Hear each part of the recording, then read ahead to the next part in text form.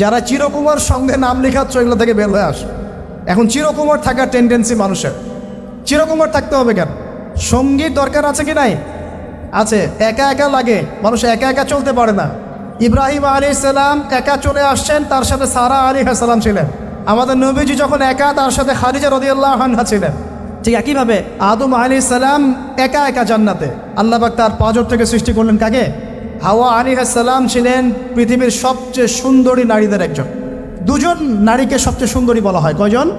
একজন হাওয়া আলাইহিস সালাম আর একজন ইব্রাহিম আলাইহিস সালামের স্ত্রী সারা আলাইহিস সালাম। এখানে মনে রাখবেন, নিজে যদি পবিত্র থাকেন, নিজের চরিত্রকে পবিত্র রাখেন, ইনশাআল্লাহ আপনি সব দিক থেকে ভালো একজন মেয়ে পাবেন। নিজের চরিত্র ঠিক থাকবে না, জেনা করবেন, 10 ঘাটের পানি খেয়ে আসবেন, দেখবেন যাকে বিয়ে করেছেন ও 15 ঘাটের পানি খেয়ে আসে। সতর্ক থাকবেন, আল্লাহ পাক হেফাজত করুন বলি আমিন। এবার তারা দুজন জান্নাতে থাকতে লাগলেন। আল্লাহ পাক বলছেন, একটু মনোযোগ দেন, আল্লাহ বলছেন যে তোমরা দুজন জান্নাতে থাকো। ফাকুলা মিনহা রাগাদান হাইসু শি'তুমা, জান্নাতে যা ইচ্ছা তোমরা খাও, কোনো সমস্যা নেই, থাকো খাও। ওয়ালা তাকরাবা হাদিহি শাজারা, কিন্তু একটা আদেশ করছি তোমাদেরকে, এই যে গাছটা দেখছো এই গাছের কাছেও যাবে না।